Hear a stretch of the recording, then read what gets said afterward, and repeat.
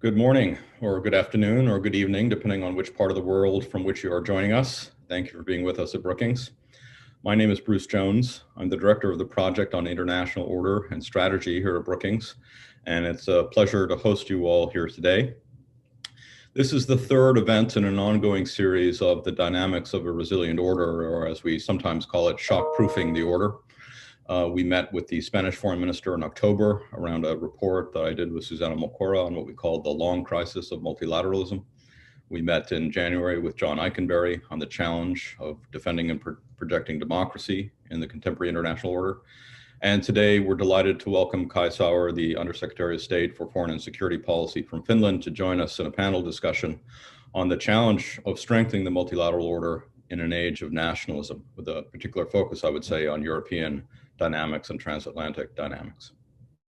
I also want to thank the Finnish Foreign Ministry for their support to this project, and as ever, for their respect to our independence and the independence of our scholarship, which we cherish and for which we're very grateful.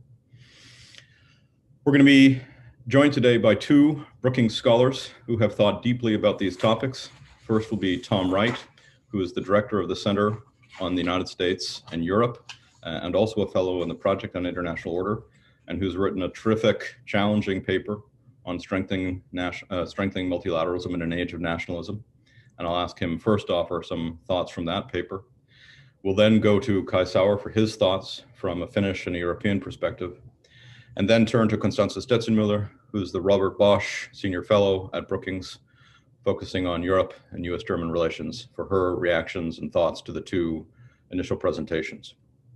I've then suggested that we do a second round with the team, challenging ourselves, all of us, to think constructively in the short term, despite the scale of the challenges that we're outlining. What are some concrete steps that can be taken in the near term to improve the dynamics of multilateral cooperation and improve the effectiveness of the system? With that, let me turn the floor to Tom Wright. We are not under the Chatham House rule. This is on the record. Tom, pleasure to see you again. Over to you. Thanks, Bruce. And it's a great pleasure to be a part of this. And it's a great pleasure to be part of it with Constanze and Kai as well. And I look forward to the conversation. So, I don't propose to summarize the paper, but I would just like to make some sort of starting remarks on sort of the motivation behind it and some of the arguments, because I think we're at a moment, Bruce, where we have the Biden administration coming in. There's a lot of optimism, I guess, that the multilateral system can be reinvigorated.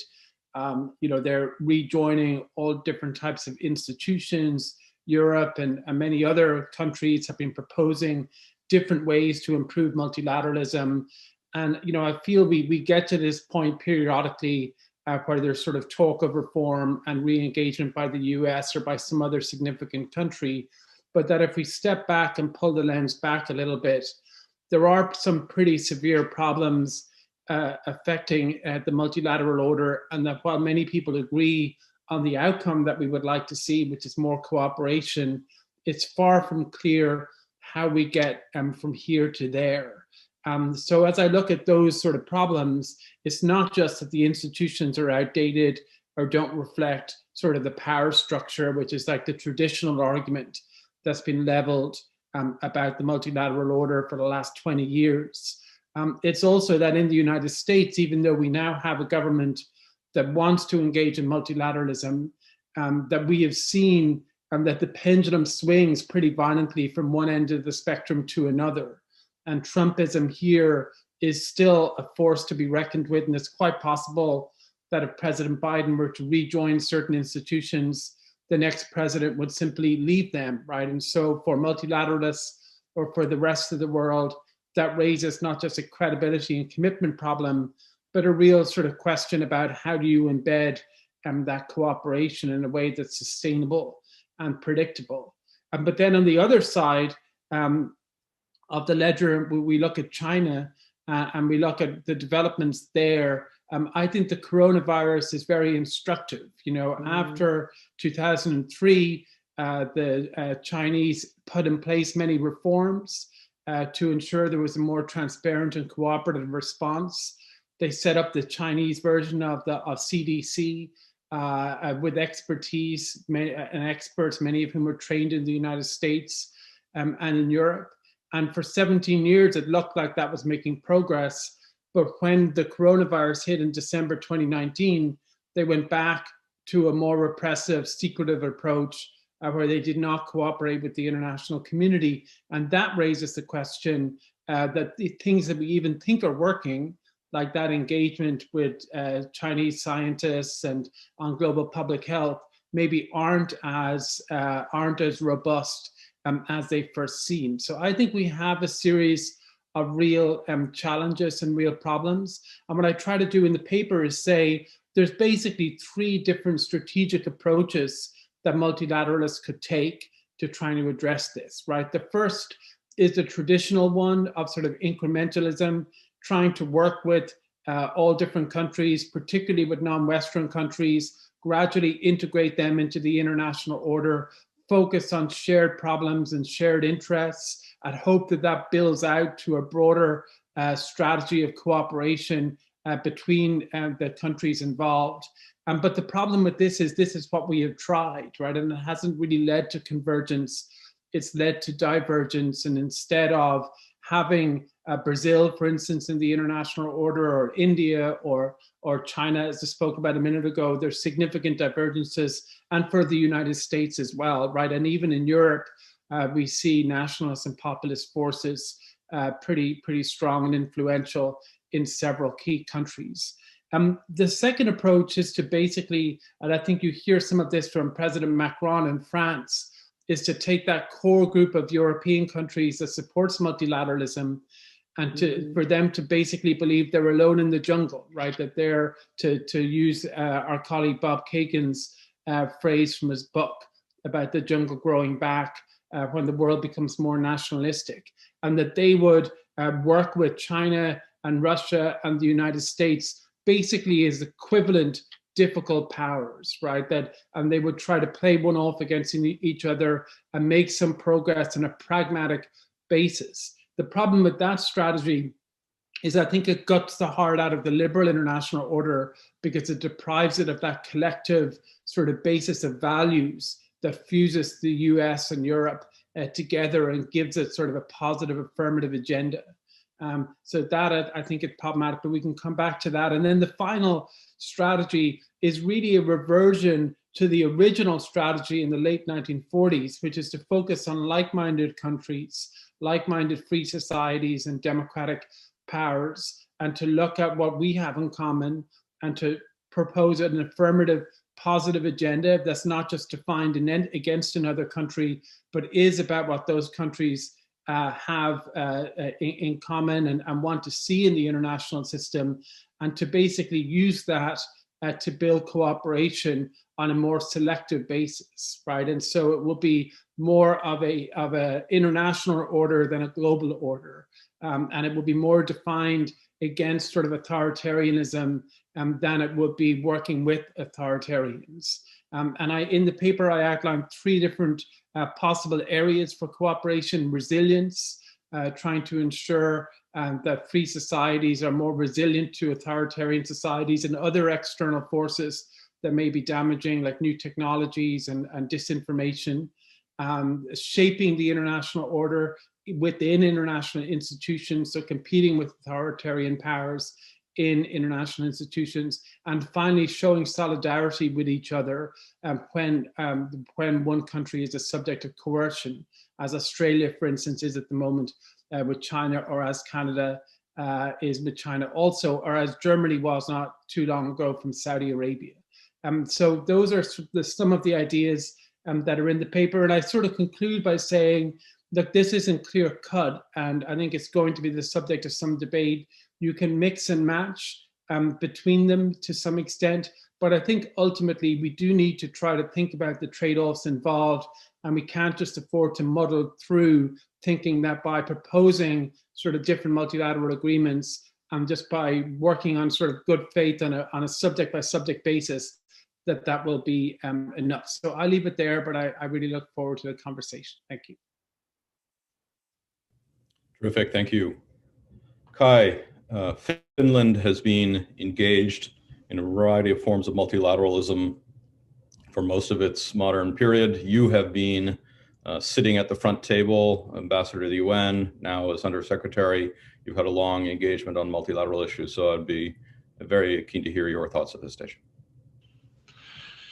Thank you very much, Bruce. Good morning to the US, and it's good to be back on Tom's paper.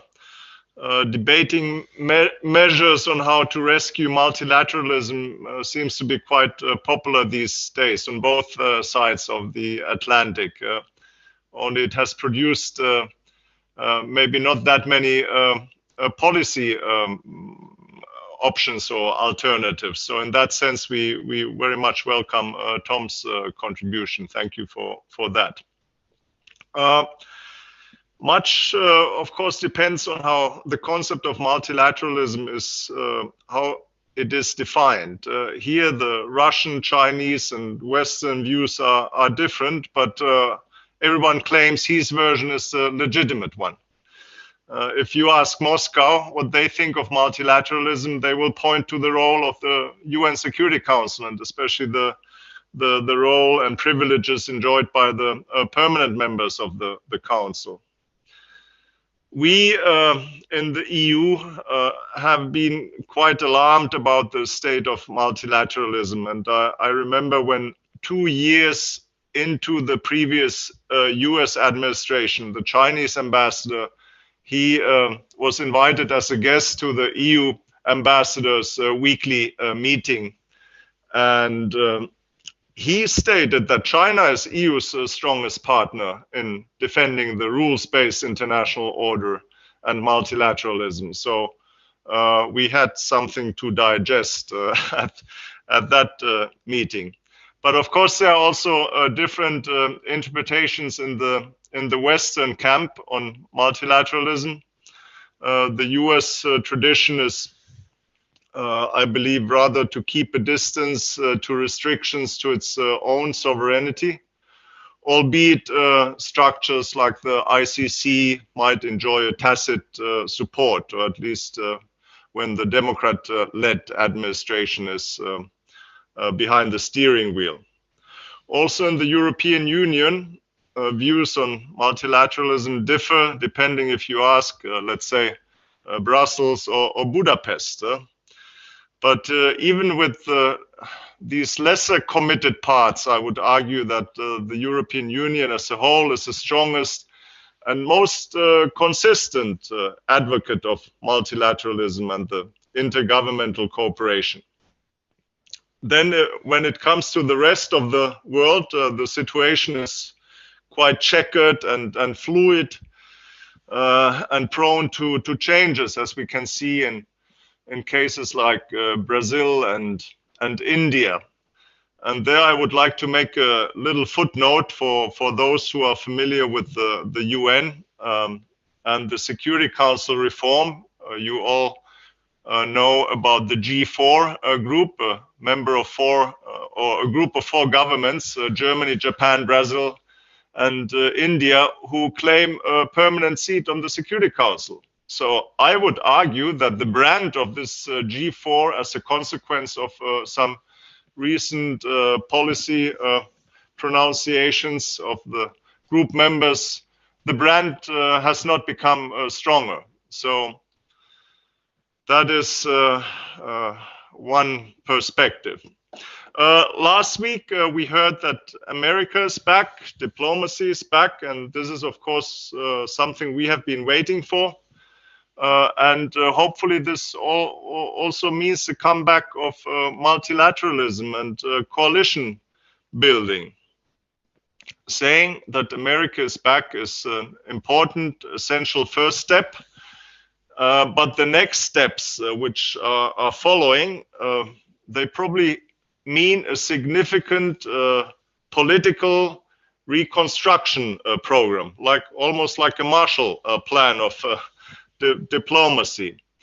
And this reconstruction program could consist of at least 3 and simultaneous steps. I don't know if it's possible to take 3 simultaneous steps, but these steps would be building back trust with US allies and partners, First step. Second step, signaling clarity in US foreign policy. And the third step would be restoring global leadership. So trust, clarity, and leadership. And all three of these measures also serve to uphold multilateralism, the rules-based international order, and intergovernmental cooperation as we know it from the institutions created after the Second World War. On trust, there are positive early signs. There are big symbolic steps like the early phone calls made to European leaders from the White House. But there are also smaller but very important diplomatic steps like providing a briefing to partners after President Biden's phone call with President Putin, or making a reference to the European Human Rights Court and the will to coordinate with allies and partners in Foreign Secretary Blinken's statement after the case or arrest of Navalny. Also, it is good to start to show tact when difficult issues are addressed. And this tactfulness ties, in my view, into also showing transatlantic unity. Bringing disagreements into forefront is only benefiting those who want to split the transatlantic bond. And I think the way how High Representative Borrell was treated in Moscow was a deliberate attempt to divide the European Union and by extension also send a transatlantic signal. On the High Representative of the EU, he has also put forward, together with the Commission, a comprehensive EU-US agenda for global change, which spans 4 broad areas: green leadership, COVID response, global health, trade and technology, and global action and security. My final point was the number 3, signaling clarity and consistency is a commendable attribute of governance and also in the execution of foreign policy. And partners should know where the US lies on certain issues. So we hope the US will join Europe in taking the lead in defending the rules-based international order and multilateral institutions.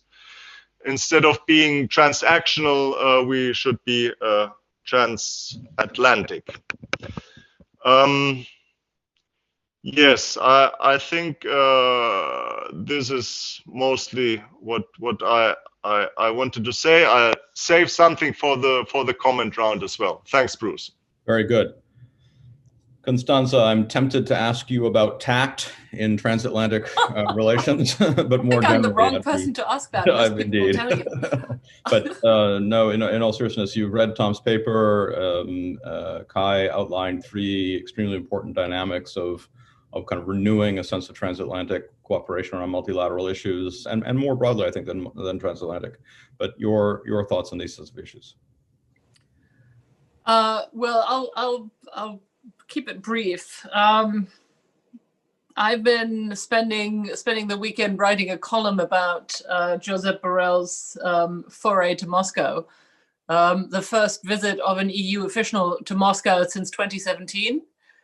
And I don't know, State Secretary, it seems to me that some of the things of the requirements that you listed for American foreign policy could also equally be addressed to the either high commission officials like Mr. Borrell as the foreign policy chief of the EU, or in fact to some European leaders.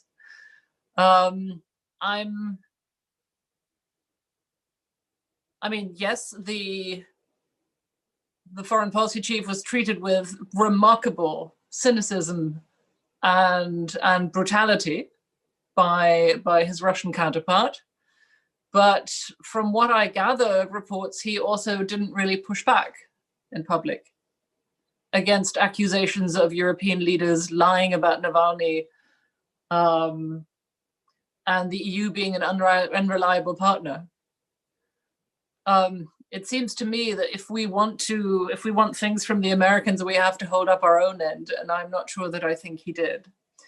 I think I've just been reading the comments about his meeting today with the Chinese Foreign Minister Wang Yi, where the Chinese also seem to be taking a rather unfriendly tone towards us.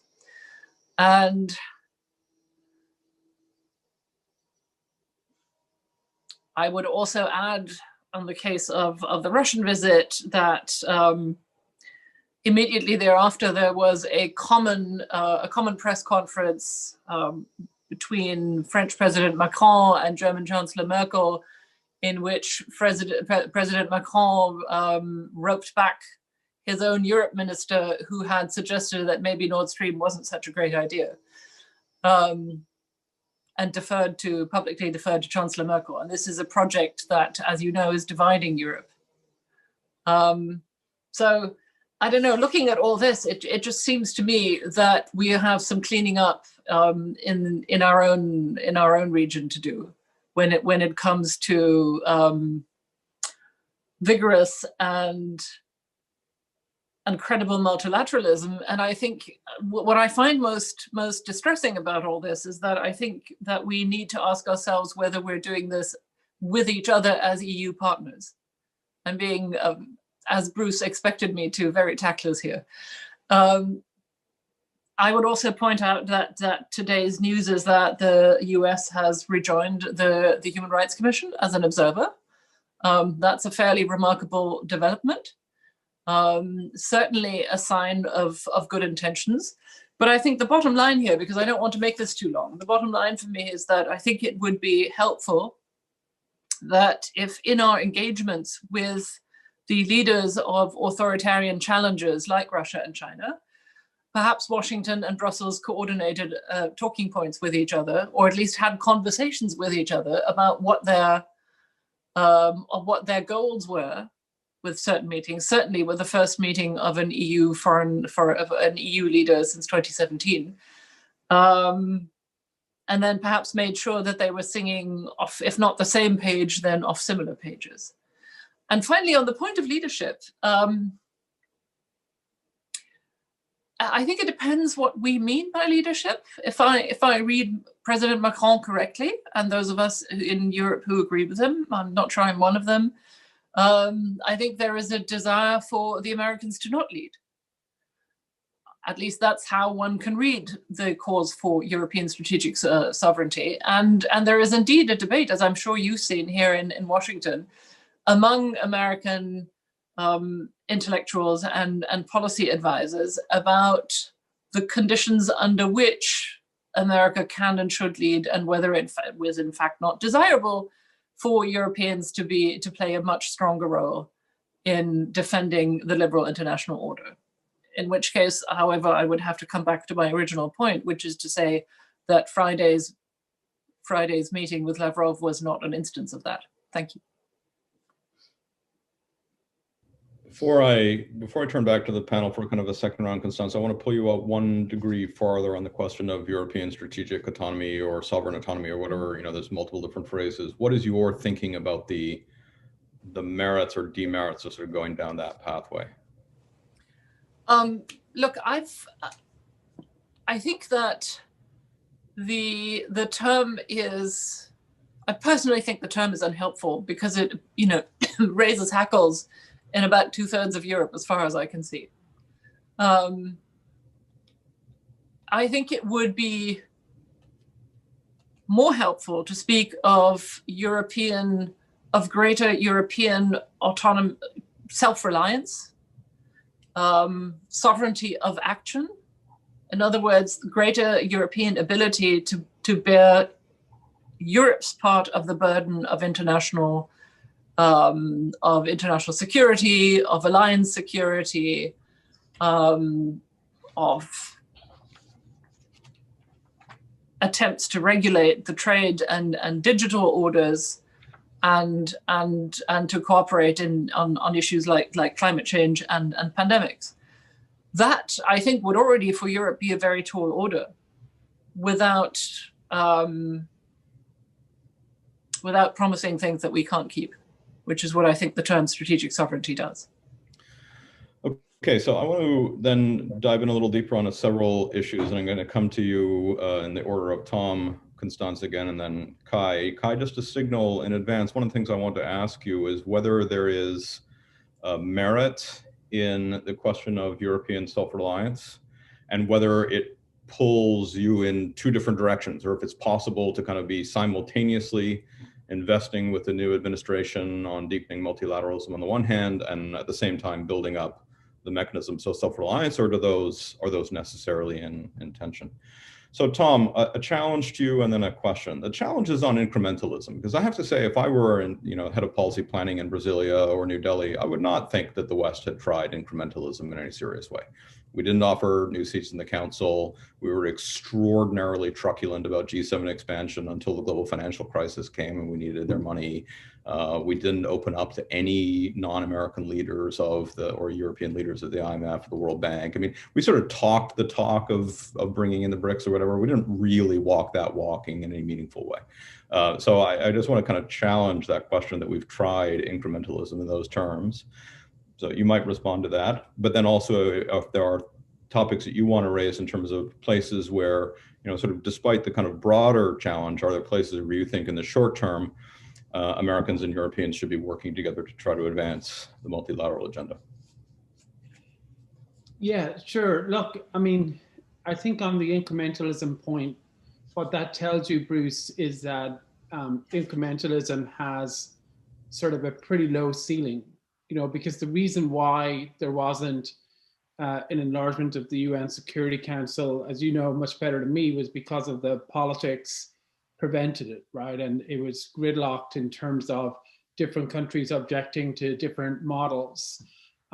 It's incredibly difficult, obviously, in the US to make much progress on multilateral institutions at all because of the skepticism from Congress and because of just the inertia of the system. And so I guess my comeback would be that if you take an incrementalist approach, not only maybe does it overestimate the degree to which other countries will sort of move, it also overestimates what we can actually do, right? And we need to be realistic about those constraints. And I know, you and I in our work on this probably share this view, I think, which is that we need to take constraints seriously, definitely push them on occasion, but recognize that they exist rather than sort of wanting to wish them away and saying, if only the US were to do this or that, or, make some big play here, and that ignores the very real, political boundaries that are in place here and in many other places. So I guess that's one reason why I'm sort of skeptical of the incrementalist approach, but definitely not the only reason. In terms of the US-European agenda, my view in this is, and you hear a lot of this from Europe at the moment in terms of the pushback against their perception that the Biden administration wants some big common agenda on China or on Russia, and even the language used in the paper, like reinvigorating the free world, that makes a lot of people nervous, I think, and they worry about the ideological dimension, and they worried about getting into a trap, where they'll be in a confrontation with China. And to some extent, they're as worried about Biden on this as they are about Trump, right? Because with Biden, it's much more, benign and friendly and compatible with their interests. And so the trap is stronger, right? They could easily get dragged into that in a way that they wouldn't with Trump, because with Trump, they're so diametrically opposed that it's easier to sort of oppose him. And so when you have Macron the other day saying, that he wanted to avoid this, and Merkel saying it as well, I think that's sort of where it's coming from. And I think it's a bit of a cultural sort of difference. I think Americans sort of talk in those sort of terms a bit more. I think that we may disagree across the Atlantic on those, on that sort of diagnosis of what to make of this, but I'm not sure we disagree all that much on the prescription on what to do, right? And if you take out those big principle discussions about the causes and consequences of the struggle we're in or not. I think you focus on what we actually want to do. I think there is common ground. So, working on the technology agenda to actually have, a real democratic alternative to Huawei and CTE in 5G, but also on AI and other new technologies. That's something I think everyone, basically agrees on, and it will be a very important building block to be able to set in place, new sort of rules of the road on technology. On solidarity, I think responding in concert with others when they are attacked or coerced by a larger power is incredibly important. I think the US should be looking for a common response to the SolarWinds attack from Russia, but I think we need to stand with Australia in terms of what's happening to them. And I think with Canada for, the two Michaels being held in captivity in China, and, there's a lot of different cases in Europe as well. So I think that is a very fruitful area. And then the final one sort of mentioned in the paper is, to work within these institutions, within the WHO for reforms. And then if those reforms bump up against political constraints, to figure out what we need to do outside of those to be better protected the next time a pandemic hits. So I think there's a lot of things that can be done, but I think what we need to do is to be very practical and pragmatic about it, and to have it build up in the aggregate to that larger strategic vision, rather than starting with a summit, talking about the strategic vision and then saying, how do we flesh it out?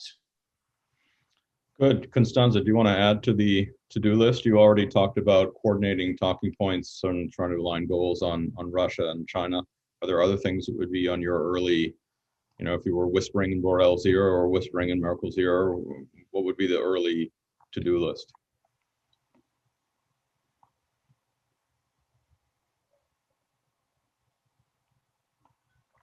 Constanza, you're muted. Oh God, the Zoom classic, my God. Sorry, it's Monday morning, at least where I am, or where we are, most of us. I wouldn't let the perfect be the enemy of the good. I would look for a couple of lighthouse issues and work on those, along the lines of what Tom has suggested. And I think I also wouldn't, and I hear this more than I'm entirely comfortable with. I find a lot of Europeans still talking about Trump. And Trump, of course, remains a concern in that he still wants to have a career, and his movement isn't gone. But I think to talk to the Biden administration about Trump and about hurt European feelings under the 4 years of Trump is a waste of time. I think that we have work to do, and we may have a very short time window to do it. And I think that I understand the European concern about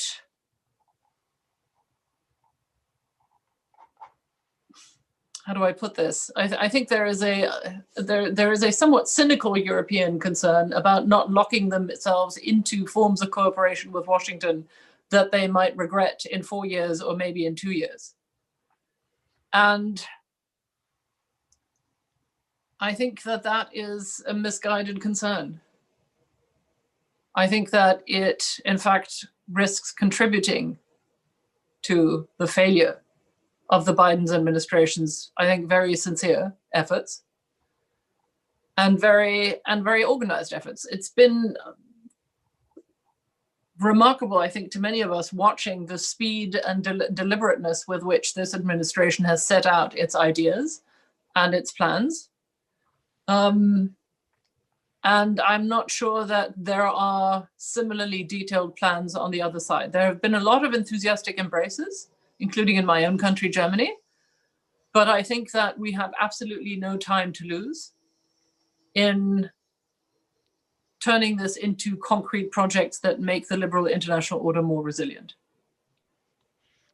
Well, I want to just add a couple of things and sort of try to summarize, and then Kai, come back to you for your thoughts and reactions. And so far we've heard a number of ideas which are in the domain of sort of trust building and sort of moving past the current moment, but then also some specific ideas around a Western alliance or democratic alliance or alternative on 5G and Huawei, tighter transatlantic coordination on Russia and China. Working among the Western donors of the kind of Western powers or democratic powers at WHO. By the way, I did the math on this. The top 5 Western donors spend 40 times as much as China at WHO. So you would think that we would be able to grab the reins and drive reforms in a serious way.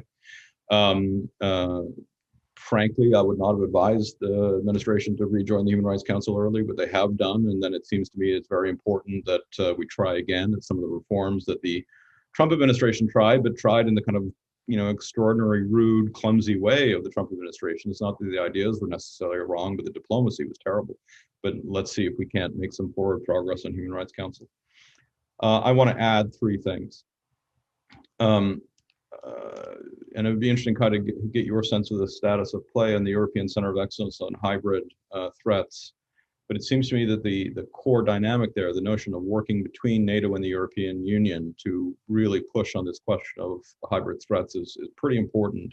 It's dropped down the radar a little bit in Washington. I'd be interested in your thoughts of what could be done to kind of bolster transatlantic investment in that mechanism and in that project.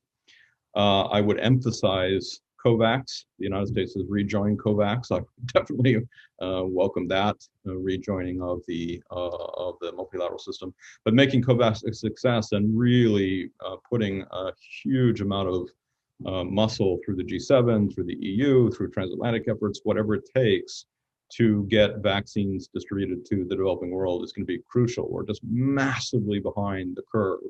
Obviously, countries are going to look to vaccinate their own populations first, but moving as quickly as possible to be spreading vaccine distribution in the developing world, in conflict-affected countries. All these kinds of things are going to be challenging, but are hugely consequential even for our own sustained recovery.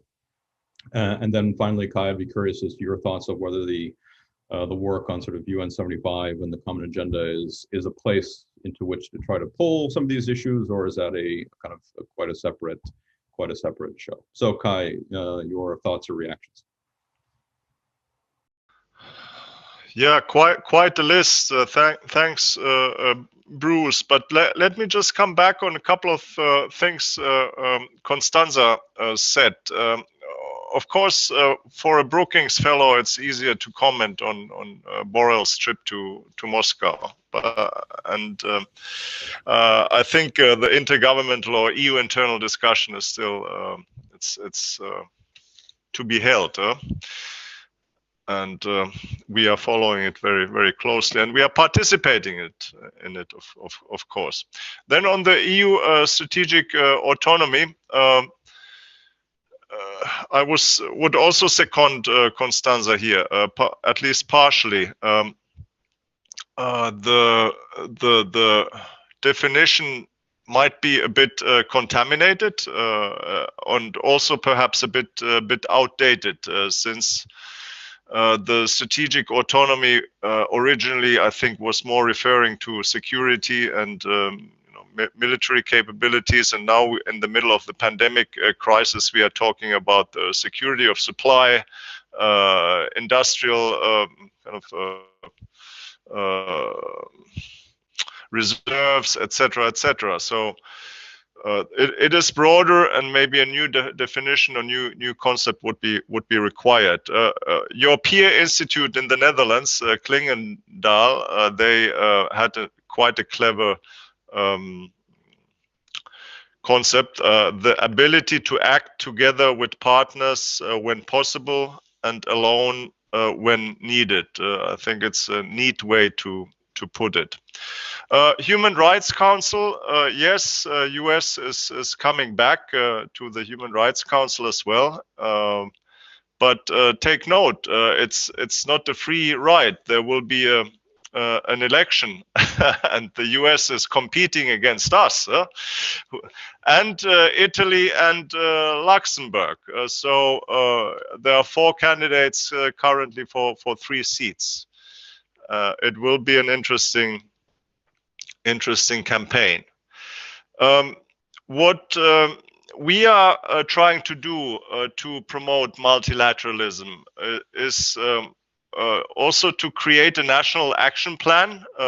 We are rather forward-looking and a bit frustrated with the fact that we seem to run in circles here. Not much new is offered to the discussion, and we would like to find new avenues also for the transatlantic partnership to reinforce multilateralism. And one area, and I name this more as an example, is climate change, where Finland, together with Chile, we have been running a coalition of ministers of finance. And the common denominator is that in budgeting and procurement, I mean, in the vast area of public expenses, you need to take into consideration climate change. So this is the philosophy and approach, and the number of governments who have joined this initiative is quite large, and I think there's room for the US to join as well. Just to name one example. Also, the European Commission is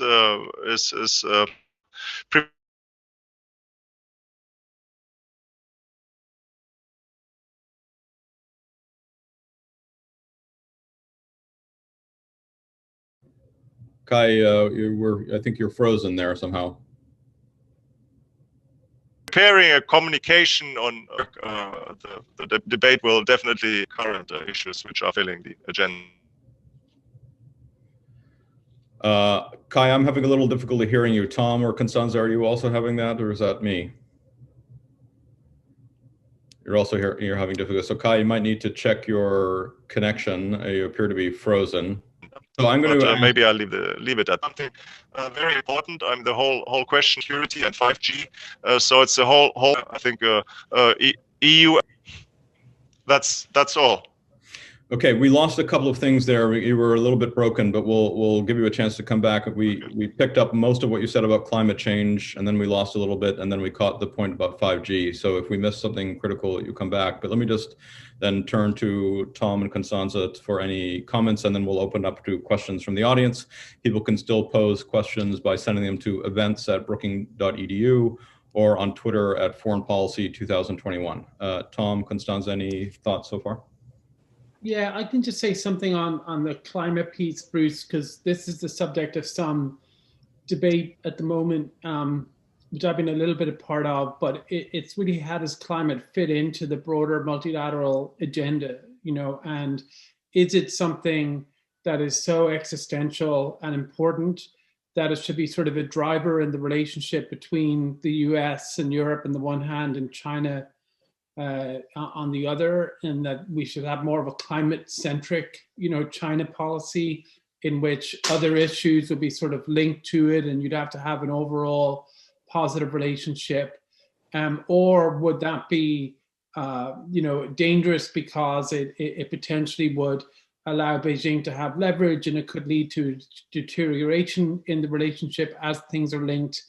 And then sort of a third view, which comes, interestingly enough, from Europe. There's an interesting report by the European Council on Foreign Relations recently on this, saying that climate will actually be a driver of competition as much as it will be of cooperation, because you'll have contestation with China over access to various materials and for clean technology, and that we're likely to see more of a competitive dimension. So I think climate is one of those things that will be very much on and high on the multilateral agenda, but it's very unclear, I think, exactly how it will play out at this stage.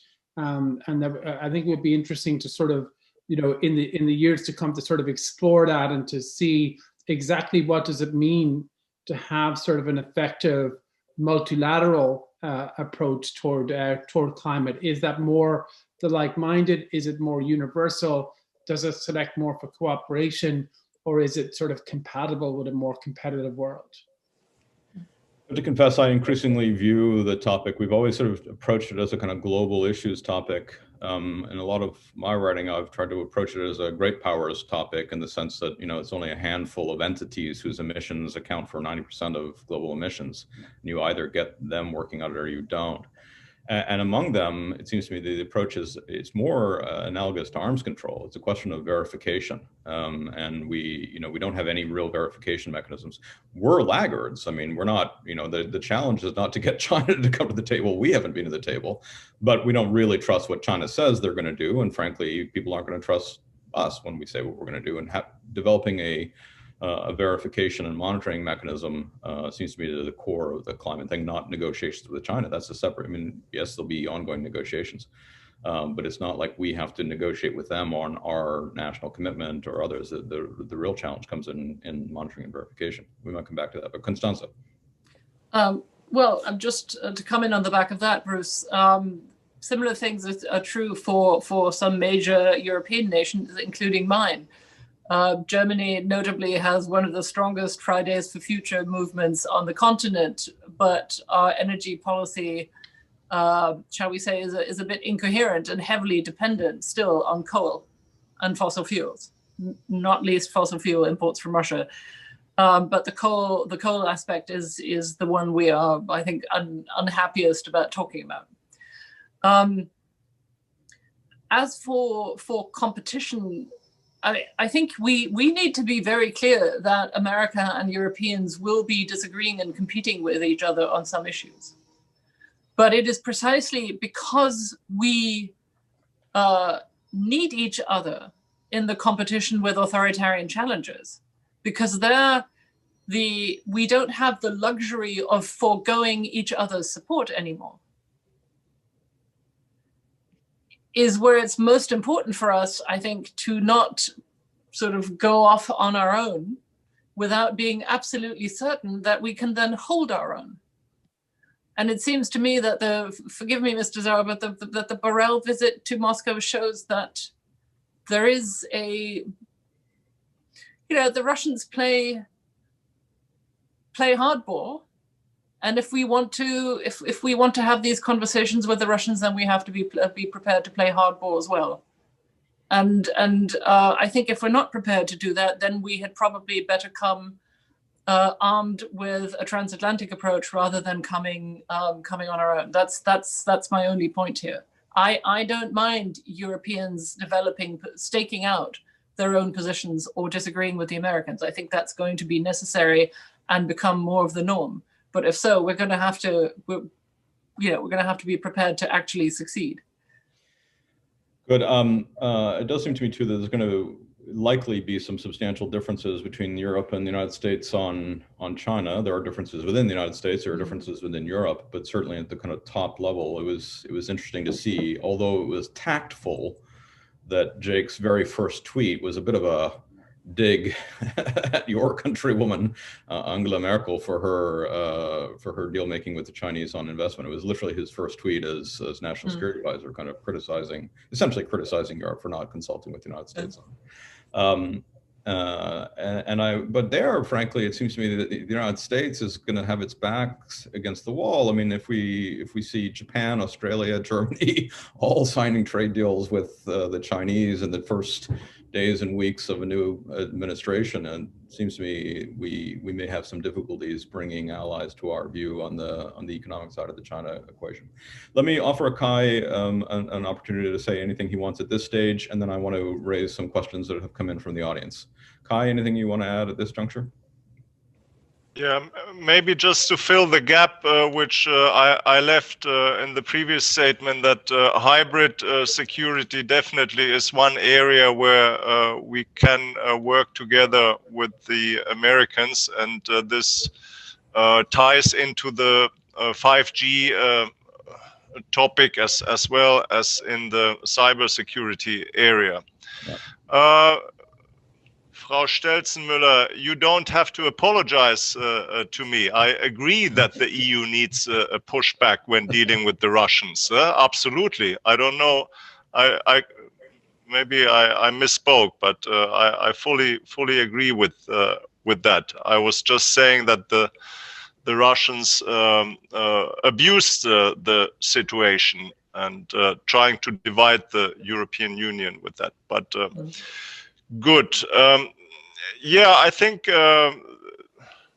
one area we have not discussed today and is the development part, and there are a number of issues on the development side, like the LGBTI, the gender policy, etc., which is also going to change, and it offers certainly good areas for cooperation and multilateralism. But in Europe, I don't think we are under any false illusions. We all know that this might not be permanent. We might face again a different administration in 4 years, and unless there are acts in the Congress, it is easy to reverse the policies introduced by this administration. So this is a big question for us as well. Thank you, Bruce. I'm going to turn to some questions from the audience in a moment, but on this, it does seem to me that there would be places. Let's just take WHO. If you take EU funding, German funding, British funding, Gates Foundation, and the sort of the remainder of the top European donors, you are about twice as large as the United States, 40 times larger than China.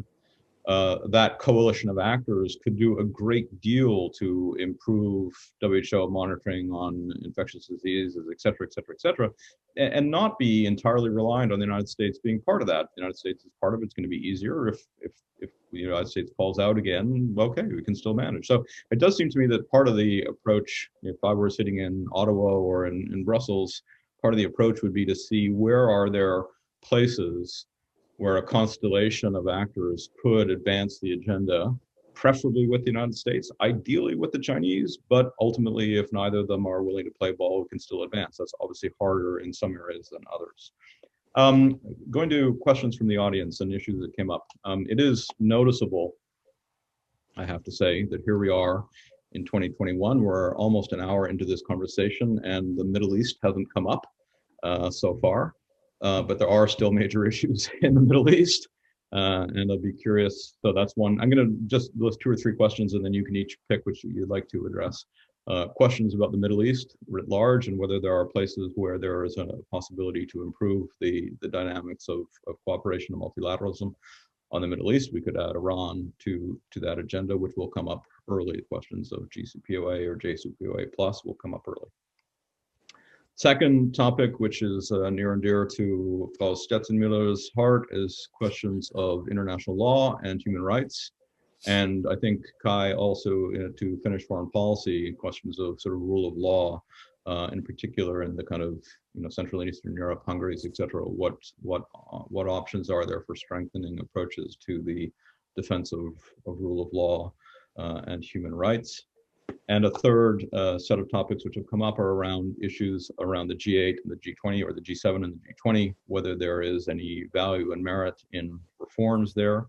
I've already been in some conversations with British colleagues around this question of whether or not the sort of temporary invitations to India, South Korea, and Australia is or should be a move to a D10 or not, or are we sticking with the G7? And there continue to be debates around the G20, whether it's warranted to kind of deepen the institutionalization of the G20 around, at least around global public goods questions. On development issues, I do think, Kai, that it is pretty striking to see I don't think we've ever seen, even under Obama, we haven't seen the kind of forward-leaning language on LGBTIQ issues that came already from the Biden administration with Samantha Power at USAID. I think you'll see a very forward-leaning sort of American development strategy. And the question then, I think, to Europeans and to others is how much can you kind of capture in 4 years, knowing that it might not survive, even a change in the Democratic Party might not be quite so forward-leaning. So in no particular order, Tom, I'm going to go to you first and see if you want to come in on any of those, and then I'll go to Kai and then to Constanza, or the other way around. Yeah, thanks, Bruce. I think I'll take the Middle East one, because I think this is a pretty good example, actually, of how do we get here from there, or how do we get there from here. So if you look at the JCPOA, I think the Biden administration has a problem in that it's stuck really between a rock and a hard place on this, right? So if they get a deal, get back into the deal or get a new deal that doesn't have support in the region from the Gulf Arab states and from Israel, and doesn't have support in Washington, D.C., because there's opposition in Congress, all of the Republicans and some Democrats, and to some extent those two things are linked. The region is against it. They have enough levers to pull in Washington that Washington is probably against it. I don't see how such an outcome is viable, right, or sustainable. I mean, they can pull it off potentially, but it's hard to see how that would last, right, and would sort of stand up to the winds of political change that will come maybe in 4 years' time, maybe in 8 years' time, or maybe somewhere in the middle. On the other hand, if they don't get Iran back into the deal, obviously then they don't have sort of a deal. But everything they do to try to get Iran in exacerbates the problem with the first group, right, in the region and in Washington, and vice versa, right? To any extent to which those negotiations are opened up, you basically make it much less likely that Iran will get back into compliance. And so I think the one thing that they can do to try to solve that puzzle is the one thing that they're incapable of doing, right, which is to do nothing and to sort of step back after the initial compliance for compliance offer fails, which it probably will, right, that they would step back and focus on other things and maybe let the situation deteriorate a little bit to the point where others say, we want you to come back in, we need you to come back to negotiate, right? So to the extent that we sort of try to reassure everyone simultaneously, I think you just end up with a total sort of mess where you're trying to do the impossible, right? And I think it's going to be very difficult for them to do that because they have sort of the activist gene, which is to get in early, to be very intensive on diplomacy and to try to bring everyone to the table. But I just don't see, given the current makeup, how that works. And while I very much support working with Europe and the JCPOA, just from a pure sort of political lens in terms of making sure that this thing works, domestically and internationally, Europe is not the region, right? The region is the region. It's Israel, it's Saudi Arabia, it's the UAE. They're very difficult to deal with on this, but they are actually there. So I think it is, I'd much prefer to be negotiating with France and with Germany on it. But I think they need an answer to that. And I'm a little perturbed just in the general conversation on this, that we sort of assume that the JCPOA is just something that can be resurrected. We've just been through this where it was negotiated and then it fell apart because Trump pulled out. So we need an answer to that. I support getting back in. I support compliance for compliance and hope there's a chance of saving it. But I think it is one where we need some realpolitik in the tactics of actually pulling it off.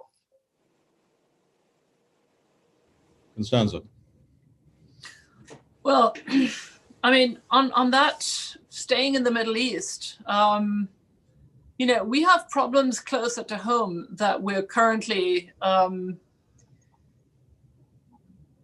failing to successfully grapple with. And one of those is the conflict between Turkey and Greece over natural gas in the Eastern Mediterranean and maritime delimitations. Again, these are NATO member states. Greece is an EU member state. Turkey is at least nominally still a candidate. And all of that is embedded in an increasingly fraught region in security terms that is, a lot closer to Europe than is Iran. And that where most of the southern EU member states don't want NATO involvement, don't want a NATO framework for talking about this. But there are some the general security temperature is heating up, given goings on in Libya, Mali, Northern Africa generally, and so on. And I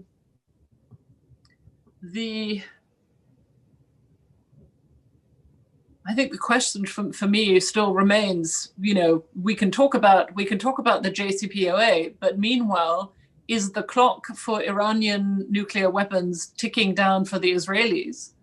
And will the Israelis be tempted to use some of their new friendly relations with some of the Gulf states for acting on this worry? In other words, I think that we fail to understand the urgency and the intensity of the different sort of hotspots heating up in the Middle East at this point. If we don't address that we're already failing to address it as Europeans. But I think that we could use some help here in thinking this through from the Americans. And I agree with Tom that activism probably, you know,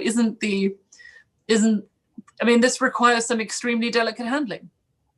But I can see a lot of different scenarios where this could get seriously out of hand and create not just security situations that would be hard to handle for the Europeans on their own, but new migration flows.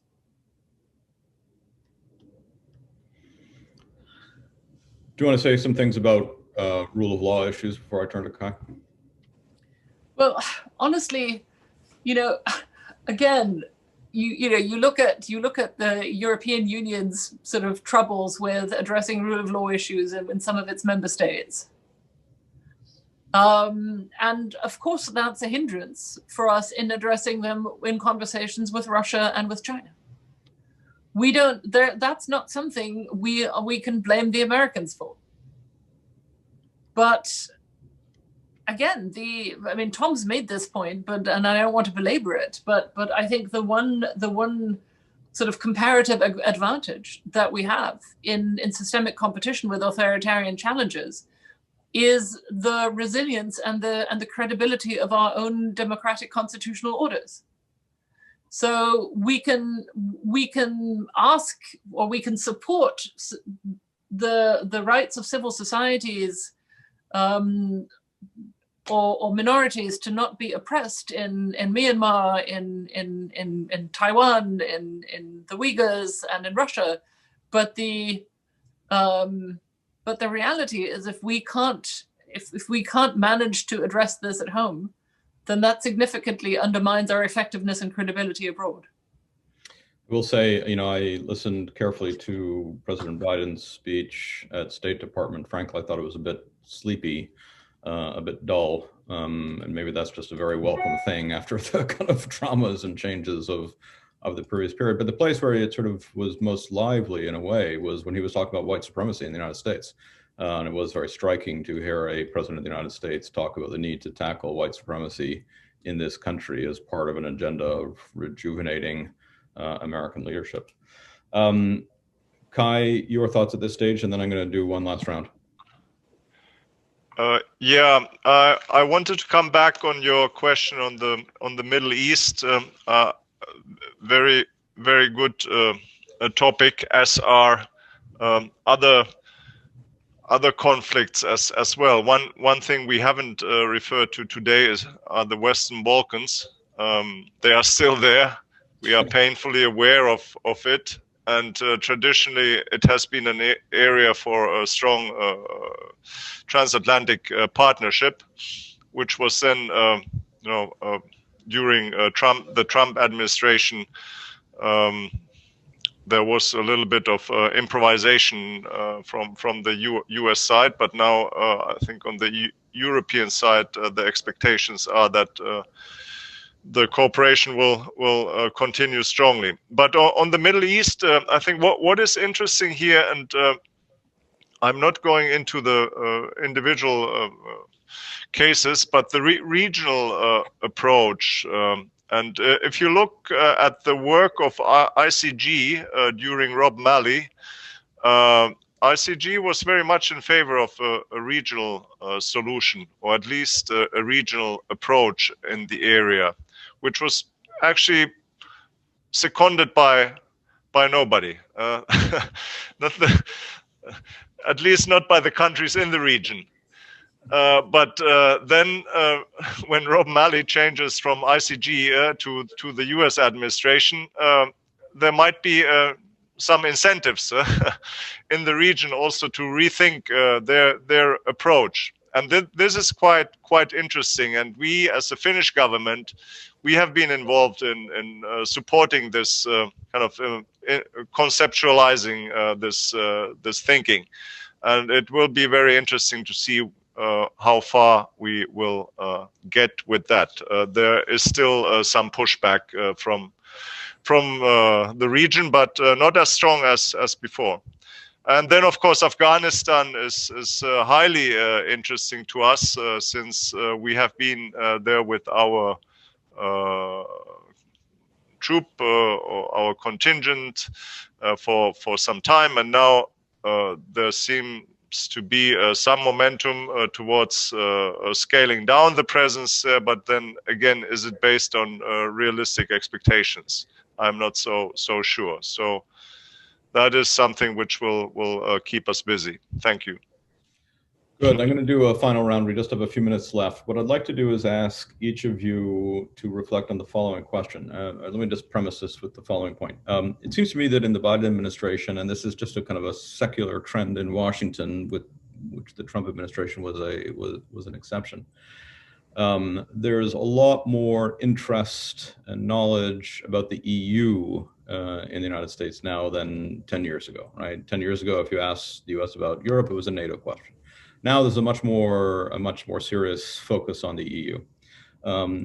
Is that the place where the transatlantic discussion should happen? Is it NATO plus the EU? Is it rejuvenating the Quad?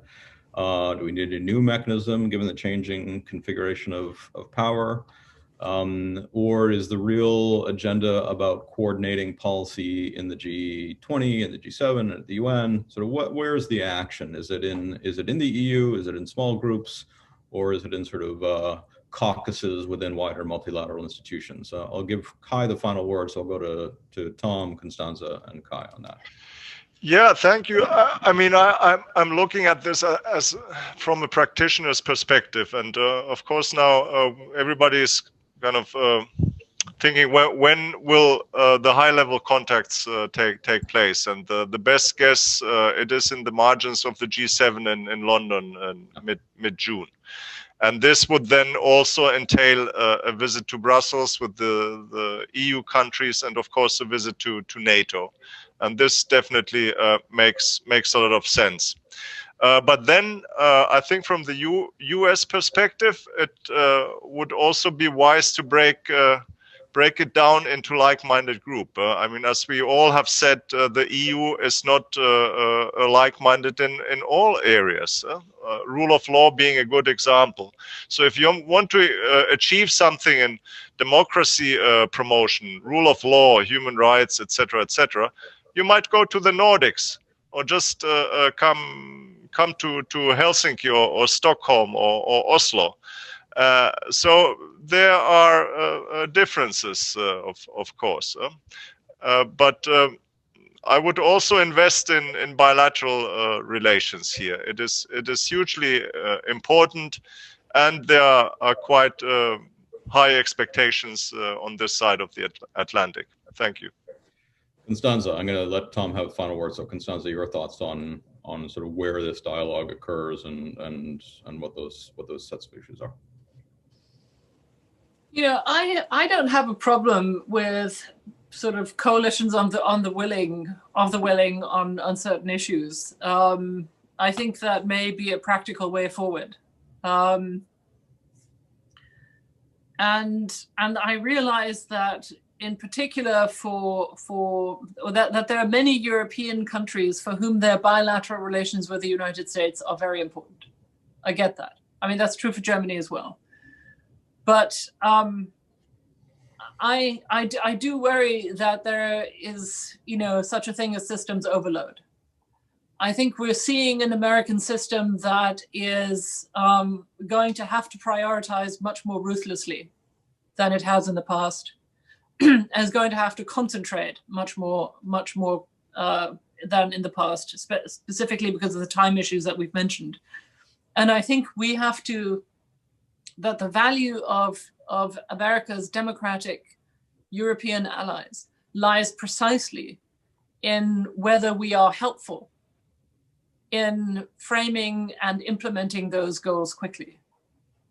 And there I would suggest there might be a trade-off between the EU level approach and the bilateral approach. A quick question to you before I go to Tom. Germany takes over the G7 after the UK. How do you see Germany dealing with these issues a year from now? Is this going to be central to that agenda, or how do you see that? You know what? That's very much going to depend on what government we have. No, fair enough. and we have elections on September 26th, the end of the Merkel era. And while I think the likeliest option is a coalition of conservatives and Greens, I think we could have a lot more sort of inward-lookingness and political volatility than people elsewhere, and including in this town, like to think. So I don't think that's a question I can answer for you now in a satisfactory way. Sorry. Fair enough. Tom, final thoughts. Yeah, just two comments. I mean, I hope the EU is elevated to sort of a similar position as NATO in US policymaking for the next 4 years. The EU has most of the competencies required for sort of competing with China, Russia, and others. I mean, there's no NATO financial ministerial meeting, right? Most of the domains of competition fall more naturally within the EU. NATO still has some very important ones, but I think the EU is somewhere where the US is sort of underinvested and has sort of a general lack of understanding. And I think, hopefully the Biden administration will sort of lean into that. The second thing is that I think it's really important that relations with Europe are outcome focused rather than just consultation focused. Yes. It's very easy to have sort of dialogues and meetings and discussions, but let's have some product, and let's have some, whether it's plurilateral or minilateral or whatever sort of the format is, but let's try to focus on, some coalitions that would actually do something, whether it's on the technology side or kind of coercion or whatever, and begin to put those in place. So at the end of the 4 years, there actually is a wide array of strategic initiatives, right, that in the aggregate would amount to something sort of significant. It might be more like the Proliferation Security Initiative from the early 2000s than it would be like a formal multilateral organization. But I think keeping it outcome focused is incredibly important. But this is terrific. Thank you so much. I really enjoyed the conversation. Likewise. It seems very apt somehow in a strange, weird way to end by citing John Bolton's major multilateral initiative as the pathway forward. So in fact, I'm not going to do that. I'm going to end with Emily Haber, actually, who today put out an important statement citing George Shultz's piece that he wrote before he died, still at age 100, about trust and how essential trust was in all aspects of life, but including in foreign policy. And I think that although we came through a number of specifics and topics and frameworks and et cetera, we did start with questions of the dynamic of trust in the relationship and in multilateralism in general. And I think we'll want to come back to that. I want to thank Adam Todorsky, Suzanne Schaefer, and above all, Philippos Lestas for helping us put this all together. A huge thanks to the colleagues on the Finnish side as well, to Tom and to Constanza, and above all, Kai, thank you to you for being with us today and for engaging with us on these topics. We'll continue to try to push forward for a rules-based order in some format. So thank you all. Thanks for watching. Be sure to like and subscribe for more videos from Brookings.